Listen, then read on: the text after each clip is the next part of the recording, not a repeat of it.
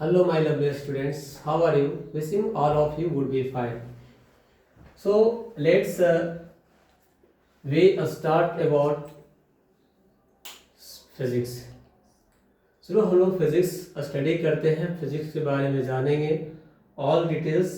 यहाँ पे आज से जो इनिशिएटिव है हम लोग कोशिश करेंगे कि जितने भी फिजिक्स का टॉपिक हो, चाहे साइंस का टॉपिक हो, सारे को वन बाय वन एक्सप्लेन करेंगे from basic to advance level तक के। ठीक है, तो आज जो हम लोग सबसे पहले तो हम लोग आज ये देखेंगे कि फिजिक्स क्या है, फिजिक्स किसे कहते हैं, फिजिक्स जो वर्ड है, जो शब्द है, वो कहाँ से लिए गए हैं, कहाँ से डिराइव किए गए हैं। हम लोग जो आज फिजिक्स जो हम लोग जानते हैं वो उसका इनिशिएशन कैसे शुरू हुआ। हम लोग बेसिक फंक्शन क्या है फिजिक्स में, what is the basic function of physics, physics में क्या करते हैं, ये सारे चीज़ के बारे में हम लोग स्टडी करेंगे। ठीक है, उसके बाद स्टडी करेंगे कि फिजिक्स को समझने के लिए, बेसिक से बेसिक फिजिक्स को समझने के लिए कौन कौन से ऐसे बेसिक फिजिकल क्वांटिटी है, जो फिजिकल चीज़ें जिसको हम लोग को याद करना होगा। जैसे यहाँ पे लिखे हैं कुछ चीज़ों को हम पहले लिख चुके हैं, है ना। जैसे देखिए introduction of physics, physics introduction of physics में हम लोग क्या देखेंगे कि फिजिक्स क्या है, फिजिक्स कहाँ से आया। उसके बाद यूनिट एंड मेजरमेंट, जब यूनिट एंड मेजरमेंट हम लोग देख लेंगे उसके बाद देखेंगे कि डायमेंशंस। ठीक है, अब देखिए जो यूनिट एंड मेजरमेंट जो है वो सारे क्लास के लिए दैट मीन्स जरूरी है। जिस तरह से फिजिक्स का डेफिनेशन सभी पढ़ने वाले को पता होना चाहिए, फिजिक्स को पता होना चाहिए। इवन हम तो कहते हैं कि जो नहीं भी अगर फिजिक्स पढ़ रहे हो उसको फिजिक्स का डेफिनेशन पता होना चाहिए, क्योंकि ये अपने आप में ब्रॉड लेवल है, सिर्फ फिजिक्स तक ही लिमिटेड नहीं है, इसका स्कोप बहुत बड़ा है। ठीक है, तो आज हम लोग समझेंगे कि कैसे इसका स्कोप जो है, फिजिक्स का जो स्कोप है, फिजिक्स का जो ब्रांच है, इनलिमिटेड है, अनलिमिटेड है, यानी डिफिनिट नहीं है, इनडिफिनिट है। ठीक है, तो सबसे पहले हम लोग स्टार्ट करते हैं कि फिजिक्स क्या होता है। तो जैसा कि हम लिखे हैं यहाँ पे पहले ही ऑलरेडी कुछ चीज को लिख चुके हैं। फिजिक्स, फिजिक्स का मतलब क्या होता है, लॉ ऑफ नेचर।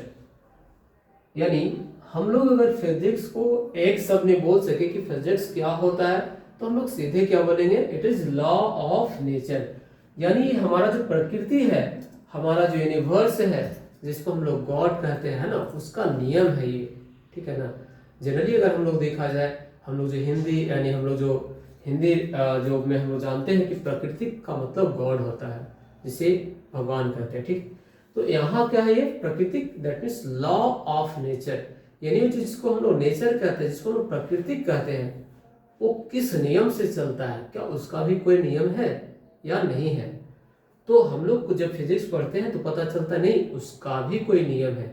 यानी हमारा जो प्रकृति है, हमारा जो ऑल यूनिवर्स है, होल जो हमारा यूनिवर्स है या तो मल्टीवर्स है, वो एक डिफिनिट नियम से चलता है। और उस नियम के बारे में हम लोग जो पढ़ते हैं वो कहाँ हम लोग पढ़ते हैं, फिजिक्स में पढ़ते हैं। इसलिए हम लोग कहते हैं कि फिजिक्स है क्या, तो physics is the law of nature. और जो व्यक्ति लॉ ऑफ नेचर को पढ़ता है उसको हम लोग क्या बोलते हैं, फिजिस्ट बोलते हैं। क्या बोलते हैं, फिजिस्ट। ठीक है, तो फिजिस्ट क्या है, यानी जिसको हम लोग क्या बोलते हैं, भौतिक विज्ञता, यानी साइंटिस्ट जिसे कहते हैं।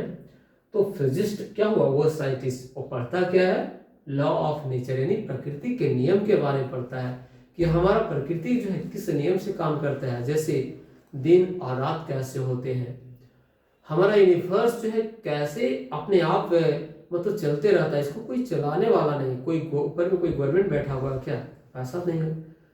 तो लेकिन क्या है, कैसे चलता है वो, तो उसके पीछे क्या है, डिफरेंट नियम है, और उसी नियम से हमारा पूरा यूनिवर्स चलता है। ठीक है, तो हम लोग इसीलिए कहते हैं physics is the law of nature. यहाँ पे फिर से हम लोग डिफाइन किए हैं, क्या डिफाइन किए हैं, फिर से उसी से वो डिफिनेशन हम लिखे हैं, the branch of science, the branch of science that deal with the a study about law of nature as deep as possible with theoretical, logical, experimental, and its application for humankind is called physics. इसका मतलब physics में हम लोग क्या study करते हैं, law of nature के बारे में पढ़ते हैं. कैसे पढ़ते थे, जितना पॉसिबल हो सके, जितना गहराई से जान को पॉसिबल हो सके उतना गहराई से हम प्रकृति के नियम को जानने की कोशिश करते हैं. और जब उस नियम को हम जान लेते हैं तो फिर उसको हम लोग लिखते हैं, यानी थ्योरी लिखते हैं. ठीक है, उसको थ्योरी लिखने से पहले लॉजिकल है ना, एक्सपेरिमेंटल, ये सारी चीज हम लोग करके भी देखते हैं, एक्सपेरिमेंट भी करके देखते हैं. और थ्योरी लिखने के बाद भी, यानी हम फार्मूला लिखने के बाद भी उसमें बार बार हम लोग उसको रिपीट करते हैं, रिवीजन करते हैं कि कहीं उसमें कुछ और भी कमी तो नहीं है, कुछ नियम गलत तो नहीं है. ठीक है, और फिर जब देखते हैं कि नहीं हर तरीके से वो सही है, तो हम लोग क्या करते हैं, उसका एप्लीकेशन, यानी उसके हम लोग फिर क्या करते हैं, यूज करते हैं. हम अपना सोसाइटी के लिए, हम अपना समाज के लिए, हम अपना देश के लिए उसका क्या करते हैं, यूज करते हैं. हमारे अर्थ पे जितने भी मैनकाइंड से, जितने भी ह्यूमन है, मानव है, मानवता को बचाने के लिए हम लोग यूज करते हैं. वही क्या है, फिजिक्स है. ठीक है, तो नेक्स्ट है फिजिक्स. उसको फिर से क्या लिखे, फिजिक्स इज द, अब फिजिक्स जो शब्द है, फिजिक्स जो वर्ड है, इज डिराइव्ड फ्रॉम, डिराइव मतलब कहाँ से इसको एक्सप्रेस किया गया है, कहाँ से लिया गया है, is derived from Greek word. कौन सा वर्ड, ग्रीक वर्ड फिजिक्स. ये फिजिक्स जो ग्रीक वर्ड है, इसी से फिजिक्स लिया गया है, जिसका मतलब क्या होता है, विच मीन्स नेचर. जिसका मतलब क्या होता है, नेचर, यानी प्रकृति होता है. ठीक है, फिर कहता है कि द हिंदी, यानी जो हिंदी में, the Hindi word of nature is प्रकृति. प्रकृति को हिंदी में क्या बोलते हैं, नेचर बोलते हैं, यानी नेचर को हिंदी में प्रकृति बोलते हैं. ठीक है, ओके. अब हम लोग इतना जो डिफिनीशन है, इतना जानने के बाद हम लोग क्या कंक्लूजन निकाल सकते हैं, अब अपना निष्कर्ष क्या निकाल सकते हैं, फिर इसको हम कैसे समझे. तो ही लिखता है, therefore we can conclude that, हम लोग कह सकते हैं कि, हम लोग यह निष्कर्ष पर पहुंच सकते हैं कि study of law of nature on which our nature work, यानी study of law of nature on which our nature work is called physics. यानी फिजिक्स क्या है, तो नेचर जिस लॉ पे वर्क करता है, उस लॉ के बारे में यदि हम स्टडी करते हैं तो वही क्या है, फिजिक्स है. यानी हमारा प्रकृति कैसे काम करता है, उसी को हम लोग फिजिक्स कहते हैं. अकॉर्डिंग टू मी, ये तो खैर इतने सारे लिखे हुए हैं फिजिक्स, जो कुछ जो बुक से लिखे गए हैं, कुछ सेल्फ कंक्लूजन है. ठीक है, इस तरह से अगर हम लोग अगर हमारा ओपिनियन देखा जाए तो हम लोग कह सकते हैं जो फिजिक्स जो है अपने आप में होल है. क्यों, क्योंकि ये जो इसका जो डेफिनेशन है, कहता है लॉ ऑफ नेचर. हम लोग जरूर लिखे हैं कि physics is the branch of science, लेकिन हम ये भी कह सकते हैं science is the physics. Without science physics is nothing. Next, we will why I am saying that we will discuss from the definition of science. ये ऐसा हम क्यों बोल रहे हैं, ये एग्जैक्ट तब पता चलेगा जब आप साइंस को डिफिनेशन करिएगा. हम यहाँ पे एक वर्ड में समझा रहे हैं. साइंस का मतलब होता है टू नो, टू जानना. आप अगर कहीं बुक में देखेंगे, इवन हम NCERT तक के देखते हैं, यानी जो बुक में आप देखेंगे, तो मतलब क्या होता है, to know. Science Latin word है और जिसका मतलब क्या होता है, टू नो, मतलब जानना. ठीक है, लेकिन हमारे अनुसार से to know the truth, exact meaning ये होना चाहिए, to know the truth. That means science क्या है, साइंस इज टू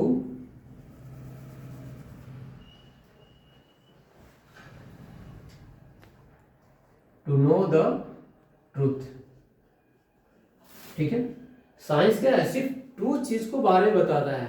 ऐसे हम लोग किसी भी चीज के बारे में, जब भी हमारा साइंस में, सोसाइटी में अगर कुछ भी ऐसे चीजें, अगर कोई जैसे मान लें कि रिलीजन से पर्पस हो, चाहे हमारा जिसे बोलते हैं कि हमारा कुछ धार्मिक मान्यता हो और वो उसका कोई बेस ना हो, उसका कोई साइंटिफिक प्रूफ नहीं मिलता, तो हम लोग कहते हैं कि एटलीस्ट ये जो चीजें हम लोग मान रहे हैं कम से कम साइंटिफिक होना चाहिए. तो साइंटिफिक दैट मीन्स क्या, सच होना चाहिए, ट्रूथ होना चाहिए, उसका कोई बेस होना चाहिए, कोई लॉ होना चाहिए, ठीक है ना। इसीलिए science is what, to know the truth. Science का मतलब क्या होता है, सच को जानना ही साइंस है, सत्य को जानना ही साइंस है। और सत्य को हम लोग कैसे जानेंगे, फिजिक्स में, क्योंकि लॉ ऑफ नेचर यानी हमारा जो नेचर है, जिस लॉ पे वर्क कर रहा है वही तो सच है, वही तो सत्य है, ठीक है। तो इसीलिए हम लोग कहते हैं इस physics is a science. Science that means without physics science is nothing. Physics हम लोग को वहां तक पहुंचाता है जो साइंस का मतलब होता है, जो साइंस कहना चाहता है, जो साइंस हम लोग को बताना चाहता है, वो हम लोग कहाँ से पता चलेगा, फिजिक्स से पता चलता है, ठीक है। आगे और भी इसकी फिजिक्स के बहुत बड़े स्कोप हैं, ठीक है। जैसे अगर हम लोग यहाँ पर देखें, और भी चीज़ें से हम लोग बता सकते हैं कि जो साइंस, जो फिजिक्स है, इसको कैसे हम लोग समझते हैं कि ऑल यूनिवर्स जो है किस तरह से फिजिक्स में ही है। पूरा यूनिवर्स को समझने के लिए अच्छा है कि आप फिजिक्स को समझ जाइए, क्योंकि जब आप फिजिक्स को समझ जाइएगा तो कहीं ना कहीं आप पूरा यूनिवर्स को समझने का जो तरीका है वो आपको पास मिल जाएगा, ठीक है।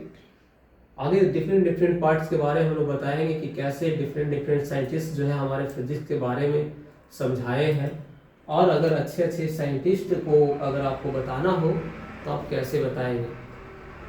मैं एक यहाँ पे एक लॉजिकल थिंग्स अगर हम लोग आप लोग से कुछ क्वेश्चन पूछना चाह रहा हूँ। अगर पूछा जाए कि सबसे बड़े फिजिक्स यानी फिजिस्ट कौन है, सबसे बड़े भौतिक वेदा, सबसे बड़े फिजिस्ट मॉडर्न में, चाहे इंडियन एंशिएंट कहीं से भी, तो आपके अनुसार से क्या होना चाहिए, जो कुछ ऑप्शन देते हैं हम, ठीक है। जैसे मॉडर्न में जो हमारे ह्यूमंस में है, जैसे कुछ नॉन ह्यूमंस भी हो सकते हैं। जैसे मान लेते हैं कि हम बोलते हैं न्यूटन्स, जिसको हम लोग क्या फादर ऑफ फिजिक्स कहते हैं, आइंस्टाइन, हिंग, है ना। उसके बाद जोहन कोपरनिकस, केपलर्स, मैक्सवेल, और उसके बाद दैट मीन्स फैराडे। बहुत सारे ऐसे साइंटिस्ट हैं जो फिजिक्स में उनका कंट्रीब्यूशन है, ठीक है।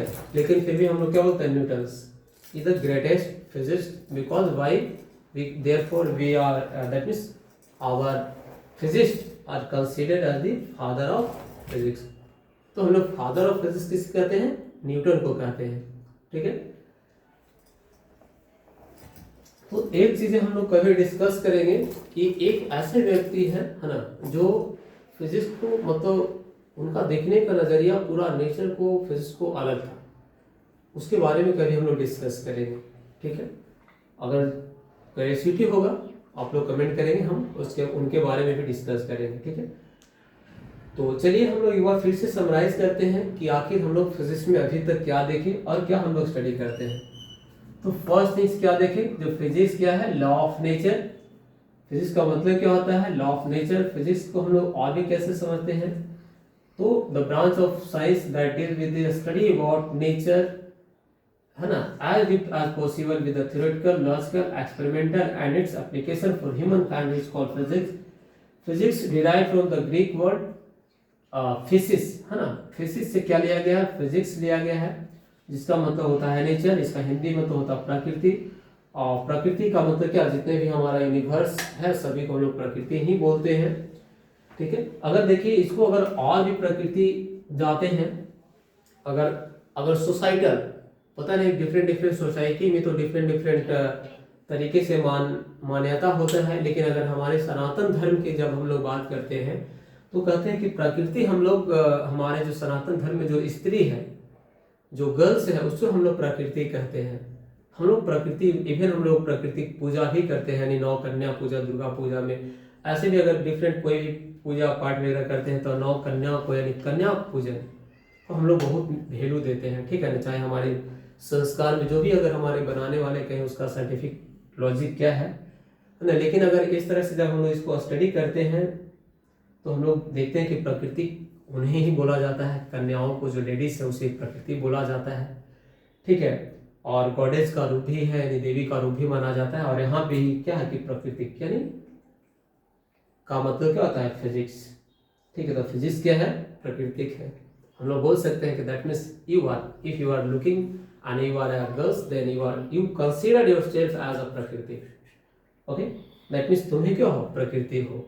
और जो जो नियम है, यानी जो प्रकृति में जो नियम है, यानी हम लोग all we are the parts of nature, even birds, man, human, all are the part of nature. हम लोग भी नेचर का ही पार्ट है, प्रकृति का ही पार्ट है।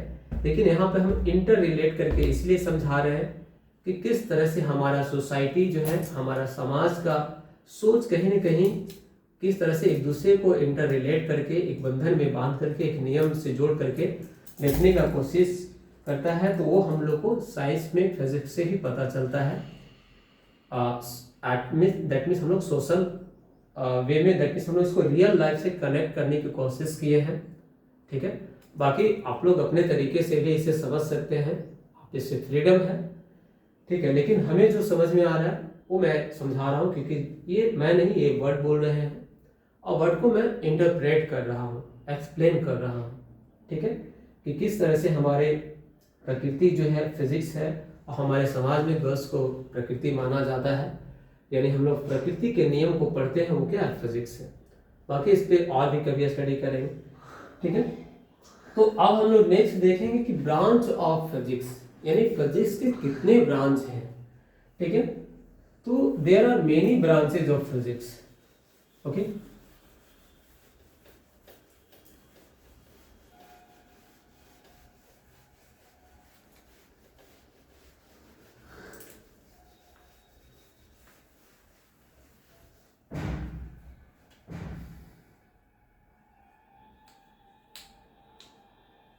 Branch of physics. ठीक है, so there are in different branches of physics. Physics के बहुत सारे ब्रांच है, अनलिमिटेड ब्रांचेज है, लेकिन उसमें से भी कुछ जो ब्रांच है जिसको हम लोग स्टडी करेंगे, जैसे जो हम लोग को वहाँ पे पढ़ना है, जैसे 12th में, 9th में, 11th में, BSc में, यानी प्रत्येक जगह पे जो हम लोग को स्टडी करना है उसके बारे में हम लोग स्टडी करेंगे। जैसे अगर हम लोग फर्स्ट ब्रांच में देखा जाए, जो क्या है? मैकेनिक्स। क्या है? मैकेनिक्स। ठीक है, दूसरा क्या है? हम लोग स्टडी कर सकते हैं थर्मोडायनेमिक्स। थर्मोडायनेमिक्स। थर्ड हम लोग बोल सकते हैं इलेक्ट्रिसिटी। इलेक्ट्रिसिटी। Next gravitation. एक सेकेंड, ऑप्टिक्स। फिर एकॉस्टिक्स।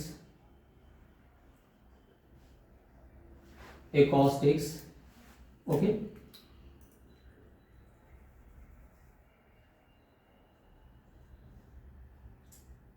इलेक्ट्रोमैग्नेटिज्म।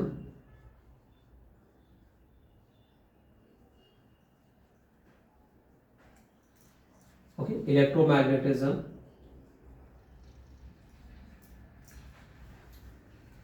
नेक्स्ट हो जाएगा फिर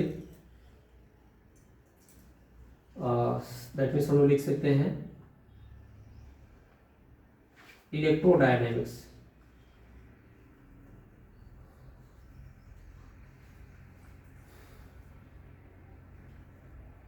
इलेक्ट्रिसिटी हो गया, मैग्नेटिज्म हो गया। ठीक है, दैट मीन्स हम लोग क्या देख रहे हैं कि ये डिफरेंट ब्रांचेस है, लेकिन ये लग रहा है कि नहीं ये एक सिंपल ब्रांच है ना, ये अपने आप में बहुत बड़े ब्रांचेस हैं। ठीक, जैसे मैकेनिक्स में क्या है कि जितने भी हम लोग मोशन से रिलेटेड जितने भी ऑब्जेक्ट के बारे में स्टडी करते हैं तो उसको हम लोग मैकेनिक्स कहते हैं। इसी में हम लोग को क्लास 9th हो गया, 11th हो गया, जितने भी मैकेनिक्स चैप्टर है मोशन से रिलेटेड सब इसी में आ जाते हैं। ठीक है, थर्मोडायनेमिक्स हीट से related, that means transfer of heat. अगर heat, that means transfer of heat from one body to another body, what is the calorific value of different substances, यानी हीट से रिलेटेड जिस भी अगर हम किसी भी फिजिकल जो सब्सटेंस है अगर उसमें हम लोग देखते हैं कि वो कैसे फ्लो करता है तो उसमें हम लोग किस में पढ़ते हैं? थर्मोडायनेमिक्स में। दैट मीन्स हम लोग कह सकते हैं कि जो फ्लो ऑफ हीट है, हीट के बारे में जो हीट एनर्जी उसमें हम लोग किस में पढ़ते हैं? थर्मोडायनेमिक्स में। तो अगर हम लोग पूछा जाए कि मैकेनिक्स किसके बारे में पढ़ता है, तो इट डील विद द, है ना, deals about motion, deals about motion. एक किस चीज के बारे में बताता है, deals about heat and deals about electron.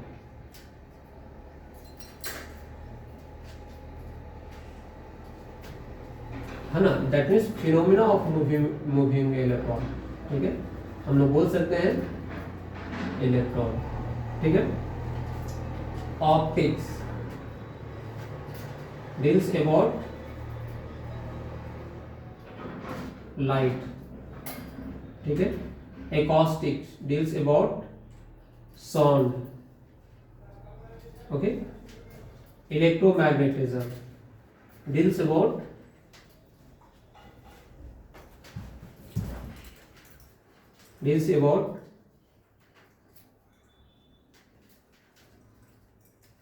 magnetism due to electricity। ठीक है, तो ये सारे अपने आप में बहुत डिफरेंट, बहुत सारे ब्रांचेस है। इसको हम लोग इतना में ही हम लोग इसको कन्फाइन नहीं कर सकते हैं। ठीक है, इसको अगर डिफाइन करना है जैसे है ना, the branch of physics that deal with the study about motion is what called mechanics. The branch of physics that deal with the heat, है ना, deals with about heat is what called thermodynamics. The branch of physics that deals with the different phenomena of electron and its motion is called electricity. Optics, the branch of physics that deal with the study about light is called optics. है ना, the acoustics, the different, है ना, the branch of physics that deals about the different phenomena of sound is what called acoustics. Electromagnetism, so deal with the study about, है ना, magnetism due to electricity, यानी electricity के कारण से magnetism कैसे produce होता है, that is called electromagnetism। ठीक है, ये बहुत सारे ब्रांचेस है जिसको हम लोग क्या करते हैं, फिजिक्स में हम लोग स्टडी करेंगे। ठीक है, ये तो हो गया। नेक्स्ट हो गया कि ब्रांच ऑफ फिजिक्स। ठीक है, अब देखो हम लोग और डिफरेंट लेवल पे स्टडी करेंगे, जैसे माइक्रोस्कोपिक लेवल, है ना, macroscopic level, that means 1 by 1 हम लोग स्टडी करेंगे। लेकिन अभी हम लोग को देखना है कि ये सारे चीज को समझने के लिए, फिजिक्स को समझने के लिए कुछ जो बेसिक चीजें हैं, जैसे यूनिट एंड मेजरमेंट। तो हम लोग स्टार्ट करते हैं, यूनिट एंड मेजरमेंट के बारे में स्टार्ट करेंगे नेक्स्ट चैप्टर में। और अभी तक के लिए इतना ही। कुछ क्वेश्चन जो है हम चाहते हैं कि ये जो हमारा जो वीडियो देखने के बाद आपके मन में जो भी क्वेश्चन राइज हो, एटलीस्ट उसको कमेंट करें, ताकि हम उस आपके जो क्वेश्चन है उस पर हम वर्क करें कि आखिर आपका पूछने का मकसद क्या है, आप जो क्वेश्चन कर रहे हैं उसका क्या कुछ वैल्यू है। अगर उससे भी अगर हमको कुछ सीखने को मिलेगा तब भी हम सीखेंगे, क्योंकि हम जानते हैं कि that means students are the teacher of the students, sorry, teachers of the teacher। Okay, हम लोग कहीं ना कहीं स्टूडेंट से ही सीखते हैं, बुक से ही सीखते हैं। इसलिए आप लोग का जो भी डिसीजन, आप लोग का जो कमेंट होगा, आप लोग का जो क्वेश्चन होगा, वो हमारे लिए ऑप्शन होगा कुछ सीखने का। Okay, thanks.